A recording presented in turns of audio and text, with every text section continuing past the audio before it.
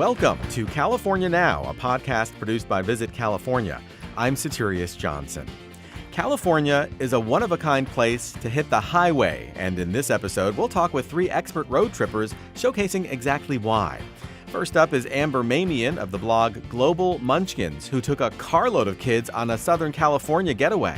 Oceanside is one of those hidden gems. It's a little bit off the beaten path. I don't think everybody knows about it. And they've got so much new stuff coming up. We stayed at a brand new resort, super cute, right across from the ocean, so you have a gorgeous view. Then Francesca Murray of the blog One World, One Girl tells us about two standout California road trips, one with a quick hop over to Catalina Island. Pretty much you step off the boat and there's nothing to stress about. All you have to worry about is where you're going to eat, where's the best spot to lay down your towel on the beach, and that's pretty much it. And Henry Wu of This Life of Travel tells us about some of his favorite places to road trip in wine country and take advantage of California's photogenic side. That's all coming up on California Now.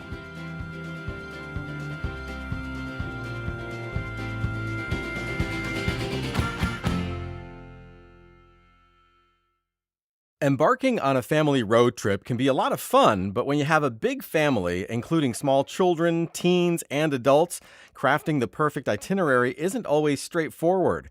My next guest likes to leave the planning part to her kids, and on a recent adventure, they opted for a SoCal vacation with stops in Hollywood, Huntington Beach, and Oceanside. Amber Mamian is founder of the travel and lifestyle blog Global Munchkins and has a family of 6 kids, newborn to 18. Welcome to California Now, Amber. Thanks so much. I'm happy to be here. So to start out, how did you get the idea for your blog, Global Munchkins? We have loved traveling together as a family since my oldest, my 18-year-old, was just 4 months old.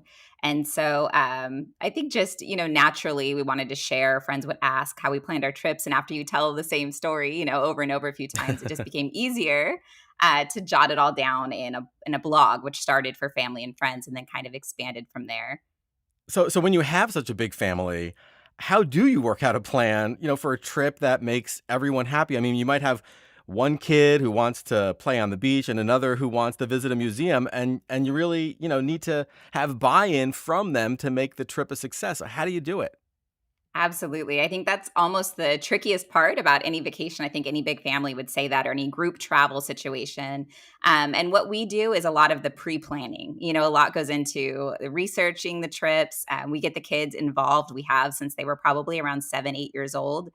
They look up things. They ask friends. They go online and find blogs. We look up social media together, and we figure out what they want to do. And then from there, we start jotting down the trip and figure out how we can kind of fit a little piece in for everyone. And thankfully, California's got so much to do. It made it really easy. Right. And so these conversations, they have to happen, obviously, before you head out on the trip. How do you do it? Like here are the meals we're going to be having together. Here's when you're going to have time to play on your iPad. What are the conversations like? Sure. We start obviously several months in advance. This trip was more of a last minute one, but we just sit down as a family and we talk over the dinner table about, what are possible places we'd like to go. We start with the destination first. Once we know the destination, the kids get involved in helping us search. So we just, grab our computers and we start looking up, different restaurant reviews or look up travel blogs together. We follow different accounts on social media where we'll look up things there together, and we start kind of piecing together things that they want to do. The kids are really good about finding really neat dessert places and food. That seems to be that and entertainment, and mom and dad kind of help out more with resorts and stuff like that. You're almost building some life skills there too, kind of just planning, researching, thinking about what you want to do. You're as a kid, I would imagine you don't feel like you're just being dragged along with your parents on some trip. Absolutely. And I think that that's one of the best things about travel is all the life lessons that kind of get unpacked within it. And they're just having fun. So they don't realize that they're, being educated, which is really awesome. But yeah, we talk about all sorts of expectations. So in this case, you left the planning up to your kids, and they chose a 5-day Southern California road trip. Why leave it to the kids, and then why Southern California? we're California natives. Born and raised here, as is my husband and my kids. And it's so crazy. Like, California is such an incredible state. There's so much to do that there was still a ton that was uncovered. My oldest was heading off to college, and he's actually moving out of state to Arizona. And as he was talking to his new roommates, he was realizing they were asking him things about California, and he realized that he hadn't done some things that were kind of on his bucket list. And so that's what kind of like spurred the initial idea for the trip. Was he had some things he wanted to off on his list before he left the state. All right, so let's talk about your itinerary. Where did you start and what did you do there? Well, we started off in Hollywood, which is so funny because we hadn't stayed there probably in like 11 years with the kids overnight. We've been, day trips or visited things, but we had not like stayed in Hollywood in such a long time. And I was a little bit hesitant. I just wasn't sure if it would have enough for the kids to do. And I was shocked. We had such a good time. So what did you do? We started off, they have this amazing Dine LA like taco trek that you can take. And the kids looked up these shrimp tacos, which they love anyways. But there's these special ones from Pico's Sky Gourmet Tacos. They have like a sassy sauce they're known for. And so we started there because I think any trip you got to start off with a good meal, and that just like hit the spot. And then where'd you go? We headed over to the Grove. I have a daughter that loves to read, and the Grove is this really cool outdoor mall area. They have a 3-story Barnes & Noble, which she was very excited about. Wow. They just have cool food, a farmer's market, so it was fun to walk around, just kind of like a relaxing evening. Did you hit any of the big places like Universal Studios, places like that? Oh, we did. Like, we are a huge theme park family, so that was like obviously going to be on the itinerary, was Universal Studios, and they just revamped their Jurassic Park ride, and they had a new Pets ride. So it was so awesome. We kind of splurged and did their Universal Express passes, which I always recommend to people because, waiting in lines can, it can take several days to get through the whole park. There's so much to do. But with this, we got through every major attraction in like 6 hours. That's really great. And yeah, I mean, so you're basically not having to wait on those regular lines. You get to go to the head of the line. Exactly. Yeah. So, if you're pressed for time or just to make the experience a little, faster, more enjoyable, that's a really great way to go. We actually had someone on the show who helps create the rides at Universal Studios, and it really is just amazing. I mean, everything like you mentioned, from dinosaurs to the Secret Life of Pets. What were some of your family's favorites? Obviously, the Wizarding World of Harry Potter. I think that's like, it's such a cool, like, it spurred my kids' like love of reading, especially my daughter. We actually went to the park first before she had read the books, and she had experienced it, and she like needed to know kind of like what it was all about. And so then she had read through the entire series and is now a huge fan. But that area is really cool. Yeah. And then obviously the revamped Jurassic Park is really, really fun. Yeah. Any meals that stood out to you? Yeah, we went to a really cool restaurant called Barton G. Our cousins had actually told us about it. And it's this kind of eclectic hidden restaurant. From the outside, you would not know at all what was going on inside. But when you go in and you order your food, everything comes plated in these like super elaborate, like themed plates. So like if you order popcorn shrimp, it comes in like a popcorn machine. Like our dessert was this cotton candy, Marie Antoinette, who had this insane, it was like a mannequin head with an insanely tall cotton candy hair. It's just crazy and tons of fun. Well, it sounds like the Hollywood segment of your trip certainly seemed like a lot of fun for everyone. But I'm kind of curious, like, how do you keep the kids happy and entertained when you're driving between destinations? So it wasn't a super long trip, but that is the time when we do allow them to hop on their screens. When we're together in the destination, we kind of limit screen time quite a bit. So that in itself is kind of a break for mom and dad, and they've got that. But we also encourage them to look out. Like we know what stops we might be going by, like, the big donut sign that's in Hollywood that's really cool to see. So we always try to point out some things for them to look at as well. And then we encourage them to look up places to go visit, like whatever the next destination was. Like, hey, why don't you guys find the best dessert you guys can find in Huntington, like as we're on the drive down there. Right. Put them on a mission. Right. Now, what do you do if chaos ensues in the back seat? I mean, it's probably inevitable when you have more than one kid back there. Do you just pull over for ice cream, or what do you do to kind of keep the peace? Yeah, I'd say distractions definitely can be your best friend. And I know you're probably not supposed to, barter with your kids, but definitely knowing all the best ice cream stops is not a bad choice.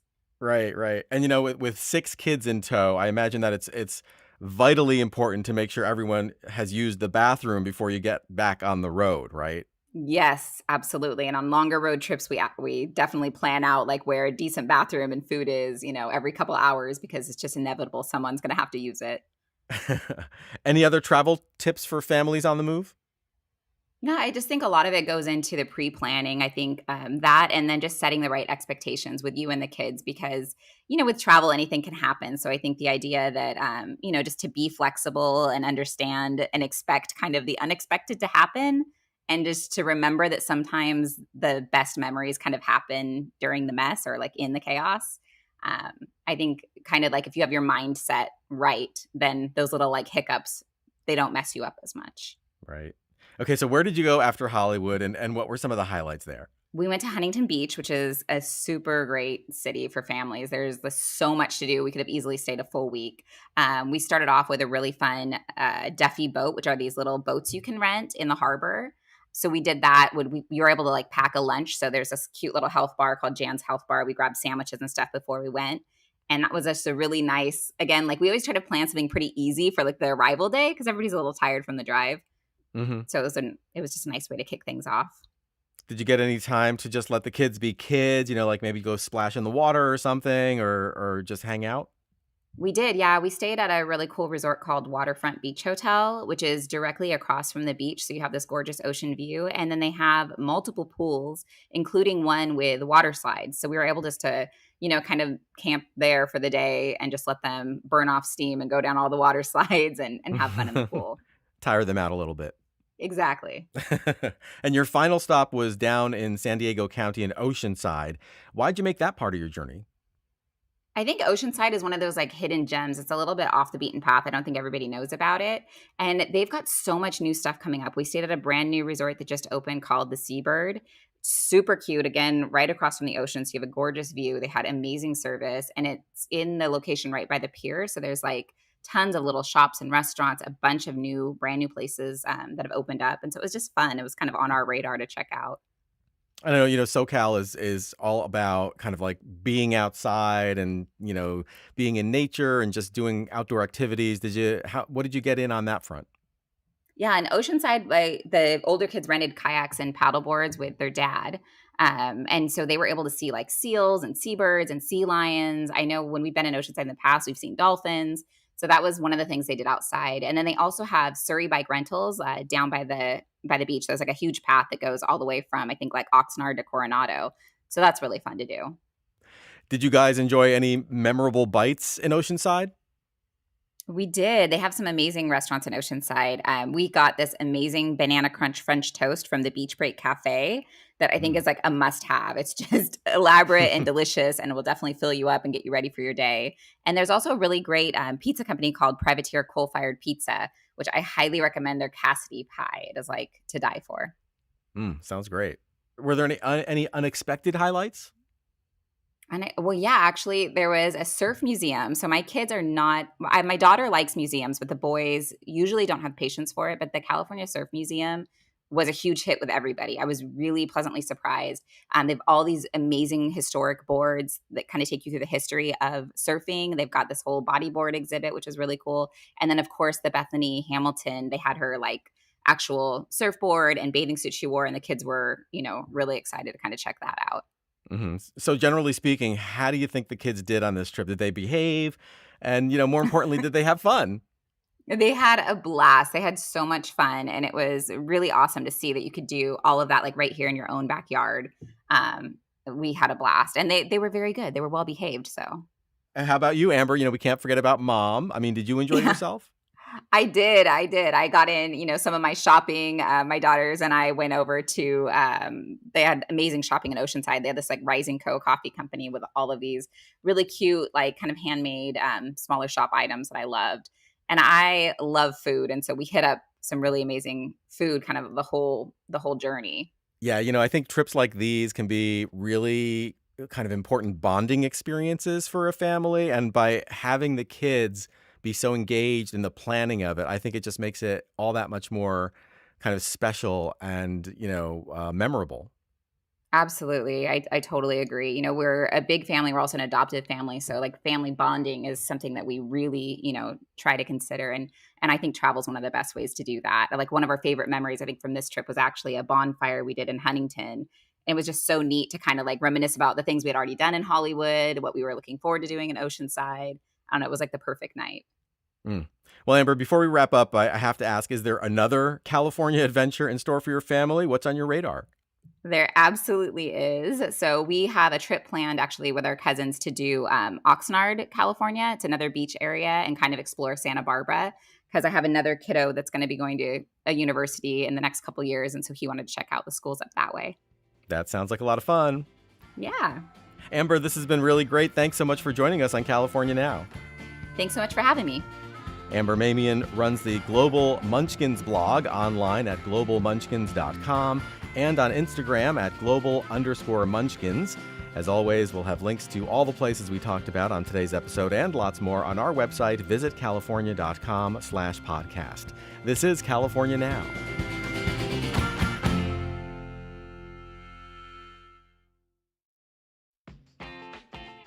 There are two essentials for any California vacation: enjoying delicious food and outdoor spaces. You'll find both in Irvine, which has the most open space in all of Orange County, with a third of the city set aside for outdoor recreation. Irvine's parks and acres of permanently preserved open spaces rank among the best in the nation, making it a premier destination for hikers and mountain bikers. And if you're a bird watcher, you have to visit the San Joaquin Marsh and Wildlife Sanctuary, home to 100 species of birds. And after your outdoor excursion, check out Irvine's culinary scene, where you can sample delicacies from China, Taiwan, Japan, Vietnam, and others. Taste fresh dumplings from the self-described cheapest Michelin-starred meal, Hong Kong's Tim Ho Wan, where nothing costs more than $6. Or savor Korean-inspired food featuring flavorful Southern California ingredients at Urban Soul. Whatever you're craving, Irvine is the place for fresh food and fresh air. To plan your visit, check out destinationirvine.com. Again, that's destinationirvine.com. My next guest is a travel and beauty expert, as well as a self-love advocate. And as it happens, road trips are among the ways Francesca Murray has shown herself some love.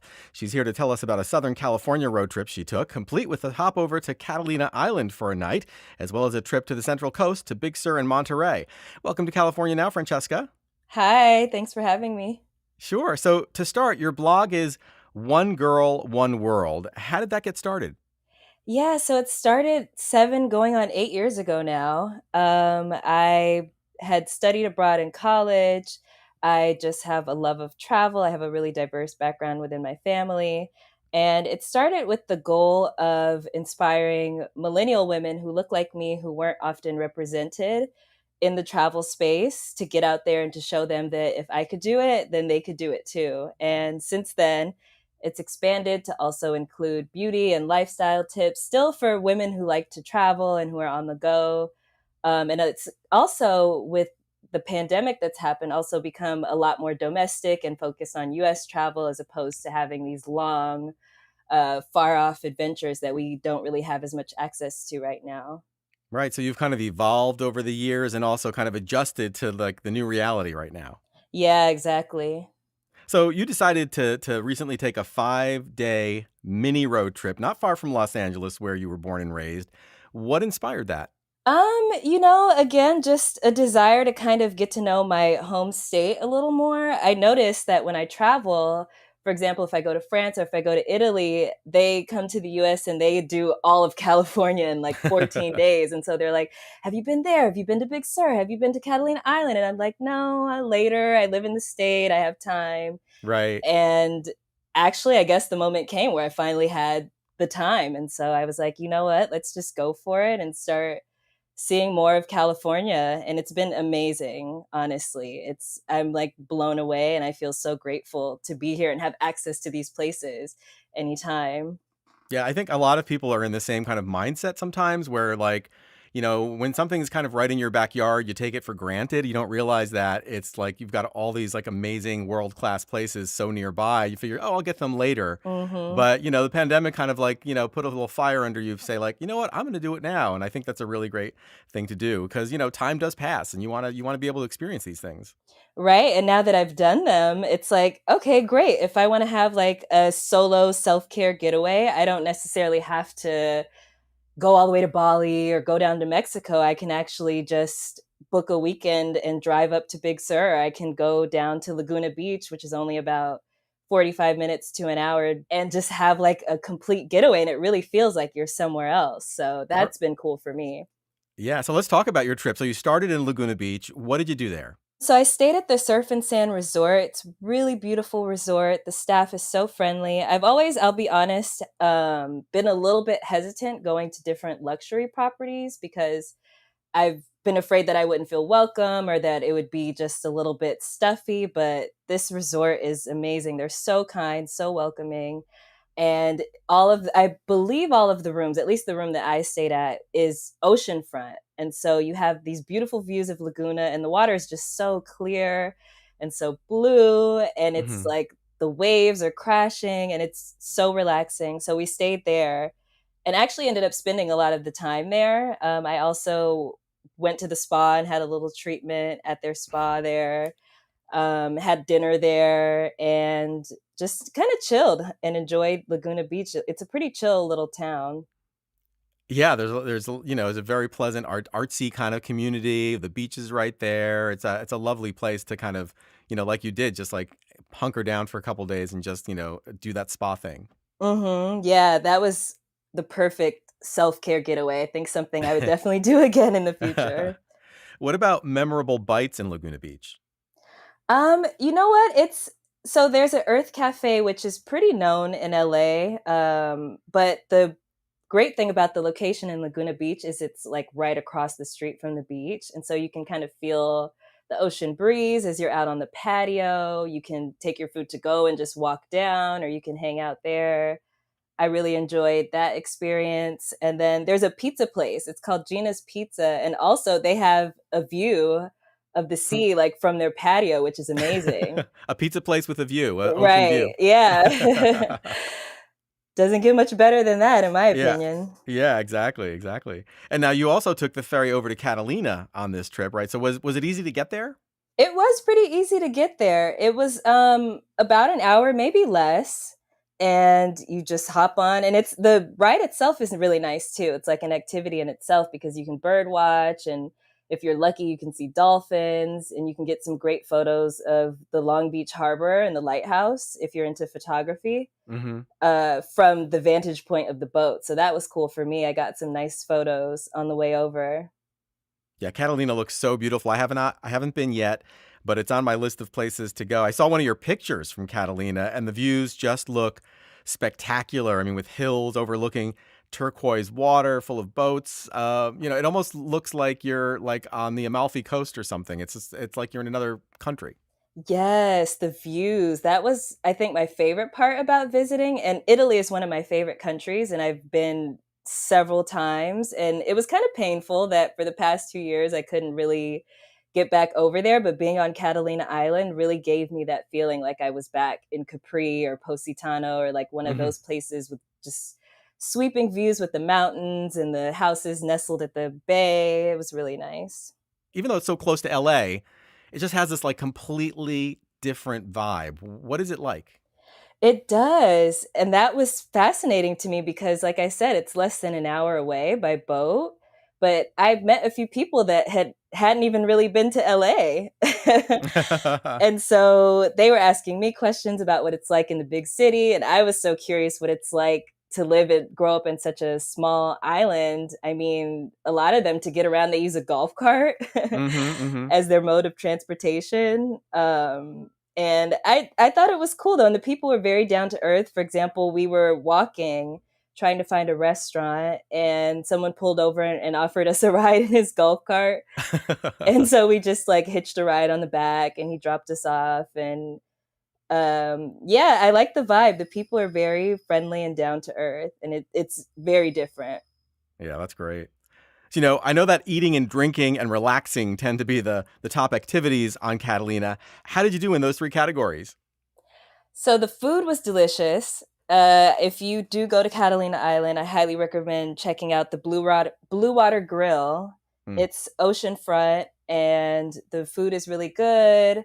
The staff is really nice, What kind of and food do they have there? Is it mostly like seafood themed or what is it? mostly seafood. And for me, one thing that's really important when I go to a seafood restaurant is they have to have oysters. I have to Hmm. try oysters everywhere I go, and they did have oysters, and they were delicious, so they passed the check.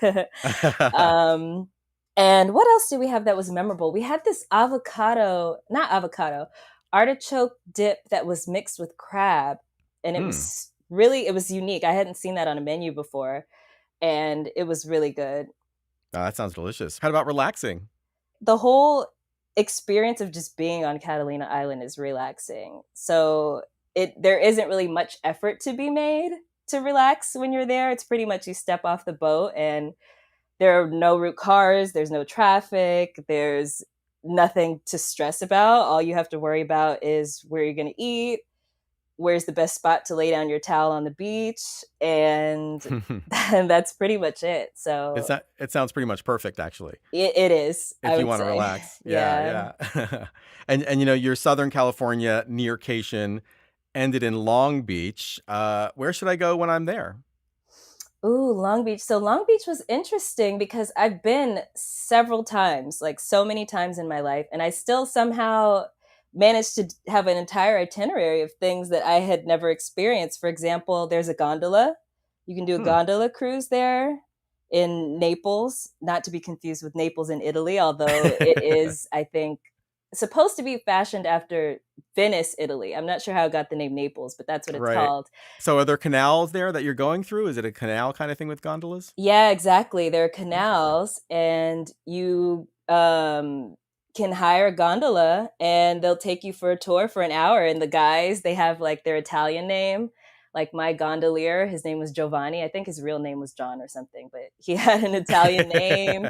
They wear like the red striped shirts, and then they serenade you while Oh, you're that's on the funny. cruise. So if and as someone who has been to Venice, and at the time I just couldn't afford to do the gondola experience because it's very expensive there. It was cool to get a taste of what that would have been like here in California. Yeah, no, that sounds great. Right. Any other highlights? Okay, so one place that you should definitely eat at is Boathouse on the Bay. Same thing, it's on the water. You can eat outdoor on the patios, although I think you should make a reservation if you do want to eat on the patio because it was very busy. Hmm. And it's just beautiful to watch the sunset go down. And again, it's a lot of seafood. So lots of seafood on this trip. It was just a really nice ambiance. And that restaurant in particular, it's a little more on the, I guess, classier side, I would say. So it's not like a casual, it can be casual, I guess, if you dine inside, but outdoors, I did find that it was a little more of like a fancier dining experience. So if you want something Mhm. like that, that place would be perfect. I love how this road trip is so mellow and achievable. I mean, sometimes we convince ourselves that a road trip has to be some sort of epic adventure, but you stayed kind of close to home and still had like all the freedom and fun of a longer road trip.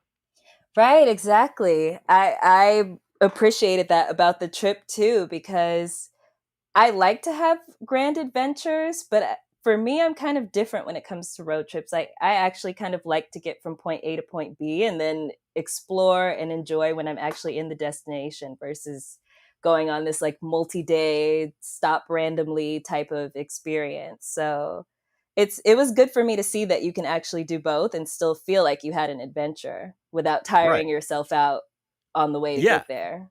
Yeah. I mean, you don't have to take a ton of days off from work. You don't have to go too far from home and you can still have a really amazing time. Now, Yeah. you also took another trip up the coast to Big Sur and Monterey. What were some of the highlights in Monterey? I mean, I heard there might have been some glamping involved. Yeah, so the trip to Monterey, it was like a dream start to finish. And Big Sur had been on my list for many years, but again, just one of those things where I thought, okay, it's there. Someday I'll get to it. But I'm so glad I went because I'm already thinking about like how I can get back again this year. But as far as the glamping, yeah, so we stayed at the Vision Quest Safari, and it's located right next to the Monterey Zoo.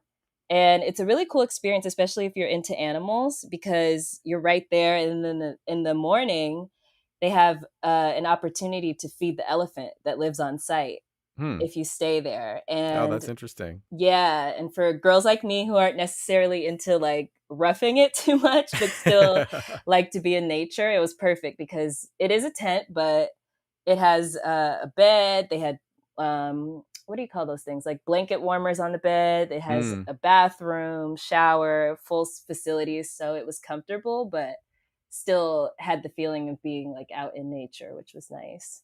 Did you do the whole 17-mile drive down there? Yeah, we did. So we on our way back down to Big Sur, we did the 17-mile drive, and it's definitely worth it. It's something that I had saved on Pinterest over the years, and it was really cool to see some of those sites like the Lone Cypress, and that's a place, the 17-mile drive, that I can definitely say is worth paying the 10.75 to have access to it and to stop off at some of the different destinations because it's really beautiful. Yeah, yeah. And for people who don't know what that 17-mile drive is, why don't you just quickly kind of explain it? Yeah, so it's a private drive. It's like a private section of Monterey, and you enter, you pay the entry fee, which is 10.75, and then you have access to drive. And I believe there's a golf course and things like that if you actually want to stay and hang out. But for me, it was more about photography and taking in the sights. And it has some of the iconic spots like the Lone Cypress and Pebble Beach and China Rock. And it's nice, I think, that they have a fee because it helps them maintain, and you get a map when you enter, which is nice. Yeah. So that you can kind of like pick and choose which spots you want to get to and you don't miss anything that you have on your list. So it's definitely worth it. And it sounds like, so how long did it take you? I mean, it sounds like it could be like an afternoon. Oh my gosh, yeah, you could definitely spend an entire afternoon. I wish I had actually, that's something that I would recommend. I wish I had spent a little time planning that into my itinerary, because at first I was under the impression that it really was just a single road. Maybe you look to the side while you're driving, but it's Hmm. actually more of the type of spot where you would stop and want to get off because each viewpoint is so unique that I feel like it's worth like carving in an extra couple hours just to be able to see it all. Right. That's a good tip. And then you ended up in Big Sur. Amazing place. What stood out there for you? Wow, what didn't stand out in Big Sur is a better question, because I was just amazed by everything. I love how you have the sea and you have the incredible views from Bixby Bridge, but then you go inland a little bit and you have the pines and you have the redwoods. And then we stayed at the Big Sur Lodge, which was a great place to stay because they actually are within the same vicinity of Pfeiffer Falls, which just opened after being closed for 13 years. So that was a privilege. And it's a 45-minute hike. And once you get to the end of it, there's a waterfall, Hmm. and it's really well maintained. The bridges have been rebuilt and everything. And so just, I mean, from the river to the redwoods to the sea, Big Sur has everything that you could want. Yeah. What else sticks out to you from that trip? So the Big Sur River Inn, we didn't stay there. I think next time I would like to stay there because everyone there was so kind, and it's the first motel that was open there, so I think it's worth a visit. But we went for breakfast, and they have chairs that they put in the actual river. So it's the most relaxing thing Hmm. ever. You just grab a burrito or you grab whatever you want from the general store or from the restaurant. And then if you order from the restaurant, they pack it in a cooler and you could take it down to the river. And if you're lucky enough to snag a seat, so I do recommend going in the morning. If you're lucky enough Hmm. to get a seat, it's great. You just hang out by the river. You have a chair, you have your food, you have your drink. It sounds great. It's like almost going out on the river on a boat, but you're sitting in a chair. Mm-hmm. Yep. So let's wrap up with a few tips. Any pointers for people planning a California road trip? Yeah, so since I'm so into wellness and beauty, I'll start with that, and I'll say keep in mind that the California climate is dry, and it seemed to get more dry the further north we got. So, bring your own beauty products, your own hair care, your own skin care, because that's something that I actually forgot, was to bring like heavier creams and lotions. So, just a little tip on that front. But as far as logistics, so I know it's really basic, but I will say if you can avoid overpacking, Mm. it's That's a tough one. That's a tough one for a lot of people. yeah, I know it's really tough, but it just saves you a headache. Like if the trip is less than 5 days, I think it's best to try to just fit everything in a carry-on, especially if you're doing something like I did in SoCal with like multi-city. So I was only spending 1 or 2 nights in each place. Hmm. So to avoid the stress of just repacking, having all this stuff, lugging it in the trunk, um, trying not to overpack, it'll save you a headache in the long run. So how do you do it when you're sitting there looking at your bed full of clothing that you want to bring and you have a little carry-on bag? How do you do it? It's not easy. It's taken years of practice. But the way I try to look at it is I just try to pack like basic pieces that will go with everything else.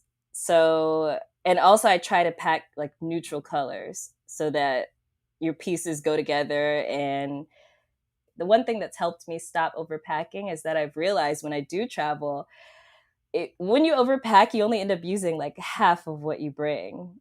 Hmm. So just try to think of like the really essential things that you'll need and keep it at that and keep it light. That's really great advice. Francesca, this has been really great. Thanks so much for joining us on California Now. Yeah, it's been a pleasure. Thank you so much.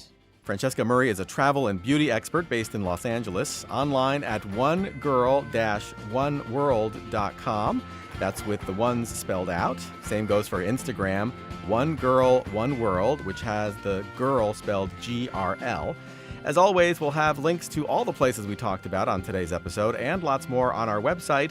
Visit california.com/podcast. This is California Now. California's incredible diversity of scenery, terrain, climates, and people is a huge part of its charm. No matter where you are, there's probably something completely different just waiting to be discovered a few miles down the road. Such was the case for my next guest, San Francisco-based travel photographer Henry Wu. He and his travel partner are used to exploring all over the globe, but when the pandemic hit, they made a point of getting to know their own backyard. Welcome to California Now, Henry. Hey, how's it going? So, Henry, you're one half of the duo that runs the online publication This Life of Travel. Tell us about that venture and how it came to be. So I was actually originally a software developer working in Silicon Valley, and travel and lifestyle photography was a major creative outlet for me. My partner and I, Zori, we actually created This Life of Travel after a lot of our friends kept asking us for advice on travel and photography tips. One thing led to another, and before we knew it, we had left our Silicon Valley jobs to pursue photography and content creation full time. So, judging from your Instagram account, it seems like you two are engaged in a lot of international travel, or you were anyway, before the pandemic. Yeah, so we were mostly focused on a lot of international destinations. I think maybe because we had met in Thailand and we just love international travel. So we were focusing on places like India, Japan, France, Uzbekistan, to name a few places. But as the pandemic really changed the international travel landscape, we weren't able to travel very much outside of the US for a while. But that was a nice blessing in disguise since it really made us explore our own backyard. And luckily, our backyard is the amazing state of California. It just has so much to offer. All these parks, culturally rich cities, diverse landscapes, and a really amazing multicultural food scene. So, what prompted your decision to head down the coast to Carmel and Big Sur? What inspired that trip? Well, so that time of year when we went to Carmel and Big Sur, the spring blooms were kind of like popping up all over the highway over there.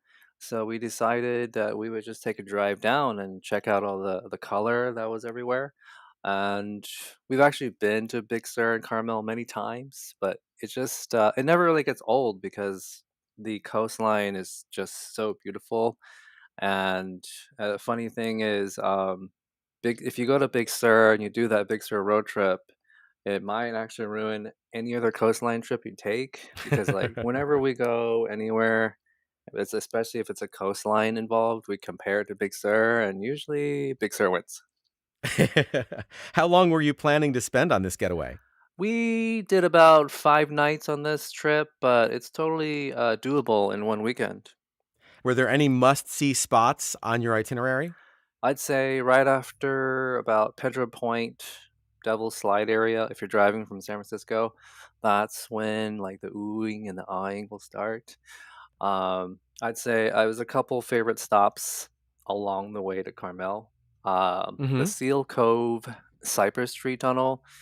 It's this beautiful eucalyptus tree tunnel right along the coastline. It's one of my favorite hikes, done in like an hour or less.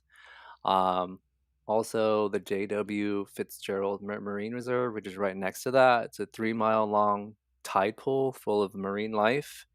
And if the tide is low, you'll be able to see all these colorful anemone, crabs, sea stars, and octopus. Hmm. If you keep going, Sharkfin Cove is a really famous place where you can stop. It's famous because it has a big rock in the shape of a shark fin.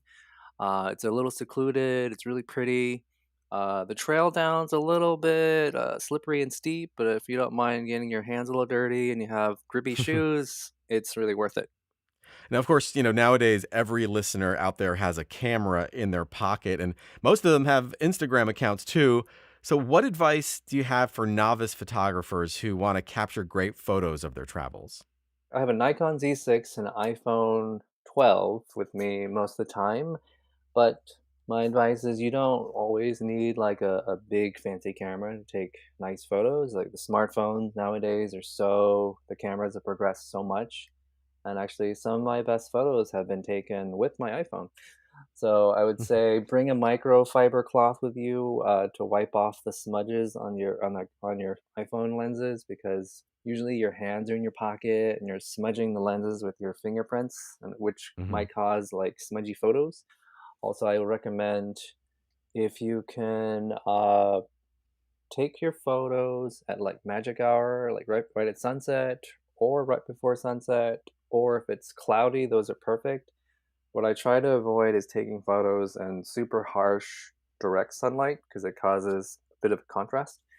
Hmm. But not everyone can take pictures in those conditions. So if you are taking pictures of people in bright sunlight, if they can, sometimes they get that squinty eye look because they're looking right into the sun. So if you can get Right. them wear sunglasses, that's a cool little trick.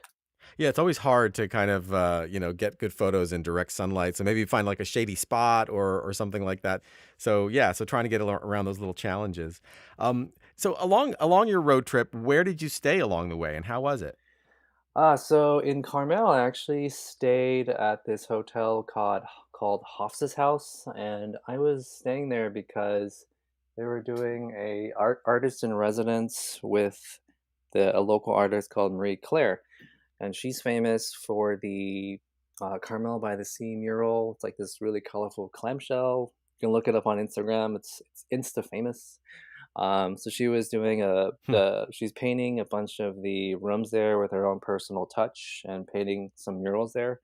So it was really nice to hang out with her and see what she's doing. And I like it when hotels are supporting local artists like that. So it was nice to stay there for that reason.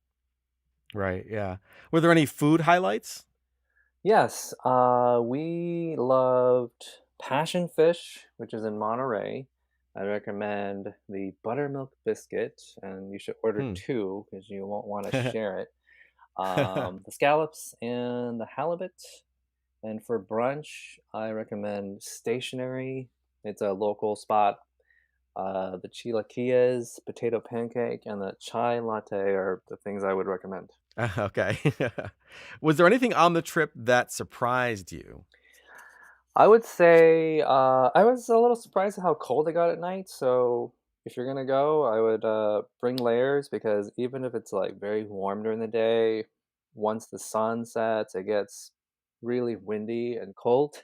So I would bring layers. Right. That's a very good tip. Now you also did a wine country road trip. I'd love to hear about that. Where did you go first? So it was actually I went to downtown Napa a couple weeks ago, and it was a nice surprise because I had always viewed downtown Napa as a place that you kind of drove through to get to the wineries, Hmm. but it's kind of gone through a rebirth with a lot of new shops and cafes run by lots of younger people who are very passionate about Napa. Hmm. Hmm. So what were some of the highlights? I discovered these two shops that I really liked. First one was Riza Plants. It's focusing on well plants, and Hmm. fair warning, if you go in there, you're probably gonna walk out with something.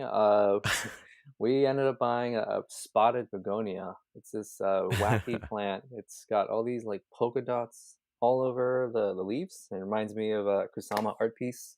You should Google spotted begonias and check them out. Oh, that's interesting. Yeah, That, you don't think of plant shopping when you think of Napa, so that's really cool. yeah. It was a really beautiful plant shop. We have a lot of nice plant shops in San Francisco too, and this one really impressed me. Hmm. The second one was Camino. It's a florist shop run by this really talented florist called Christina Yen. She does really like beautiful floral arrangements. So if you like that stuff, check her store out. It's called Camino. Hmm. Did you hit the Oxbow public market by any chance? I did. I walked around there and ate a bunch of food and just it's like reminds me a little bit of the Ferry Building in San Francisco. Right. So you kind of have a little bit of everything, kind of different food stalls and offerings. Were there any best bites on your, outing to Napa? Yes, there was this place called Dutch Door, which was actually recommended to me by Christina. It's kind of a local spot, and it's a little bit hard to find. It's like a it's like a blue Dutch door, and with no signage almost. Hmm. But it was so good. I got their Korean fried chicken sandwich. I ended up going there for lunch. Like both days we were there. And the other restaurant that really impressed me was Torque. It's spelled Torc. I go there for dinner. Got to try their sugar bun corn soup, any of their pasta dishes, and also their diver scallops. That sounds great. So Henry, when you were in Napa, where did you stay? I actually stayed at Napa River Inn, which is this historic hotel that used to be a mill and it used to be like a main social point back in the day. And what I liked about that hotel is they reused a lot of the things from the mill. There used to be a skating rink in there. And so my room was composed of the wooden floor, the original wooden floor of the skating rink, and lots of other things. It's just part of the room. So that was a nice historical touch. That's a really interesting. So after downtown Napa, where'd you go next? We actually headed over to Sonoma next because we wanted to try some of the wineries in that area. And we actually found two wineries that we really loved. The first one is called Ledson. It's a stunning castle based on French Normandy architecture. There's a nice tasting area in the back, outdoors, and the favorite wines were the Viognier, the Sauvignon Blanc, and the Zinfandel. Hmm. The second winery that was really blew our mind was Chateau Saint Jean, which is modeled after an elegant European chateau. I recommend doing one of the tastings that combine wine with cheese and charcuterie. Both wineries are just really pretty, and they're really good for photos. So what would you say are some of the highlights on that leg of the trip? The wineries were great. We also stayed at this place called Beltane Ranch. It's a bed and breakfast run by this really nice family. It's also a very photogenic place that we picked for this exact reason. It was very cozy. There was a chef there that cooked meals for us. There's farm animals everywhere, and we did a lot of photos there. And it's a ranch, but it's also run kind of as a bed and breakfast too. So you almost feel like you're kind of moving in with some friends who have a beautiful ranch with animals and everything else. Yeah, exactly. I did feel like I was just staying at a friend's house, and the whole place does have that feel. And it's very small, so most of the time you'll feel like you're the only person there. Huh. And I hear that they also make their own wine. Is that right? Yes, they have a lot of wine grapes. They grow a lot of wine grapes there, and they make their own wine. Many of them are award winning. So I recommend going there. You don't have to stay there if you don't want. You can just go there and have a wine tasting, have a meal, and just hang out there. So Henry, did you have any favorite bites in Sonoma that were like just really memorable? Yeah, there's this one place called La Michoacana Natural Ice Cream. It's Mexican ice cream. I was just driving around and they have a very colorful storefront and it just caught my eye.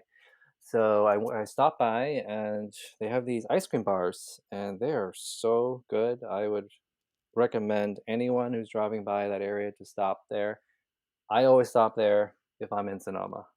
Speaking of food, food photography has been such a big thing last several years. Do you have any tips as a photographer to, getting it right? Yeah, so I actually have a pretty funny tip. Sometimes you go eat dinner somewhere and it's like kind of a dark restaurant and you're trying to take pictures of your food, but it's really dim lighting. So some people, what they'll do is, I get Zori to do this. She'll take the dinner napkin, which is, white cloth. She'll turn on her phone flashlight, and then she'll wrap it around the dinner napkin around the phone flashlight, which causes a diffused light situation. And then she just puts that over the food, and then I take the picture. Oh Because my if you God, that's do, really clever. yeah, if you do a straight up flashlight, it's too intense. It causes a lot of shadows. But the dinner napkin diffuses the light. I wonder, do your fellow diners kind of look over what you're doing and wonder, like, what are they doing? Yeah, it gets a lot of looks for sure. It's a crowd pleaser. That's funny. But the final product is worth it, right? Yeah, definitely. Oh, that's great. Well, Henry, we're very glad you're getting a chance to explore the destinations close to San Francisco, close to home. Thank you so much for joining us on California Now. Thanks for having me. Absolutely. Henry Wu is a travel photographer and San Francisco guide. Find him online at thislifeoftravel.com or on Instagram at humminglion. As always, we'll have links to all the places we talked about on today's episode and lots more on our website, visitcalifornia.com/podcast. This is California Now.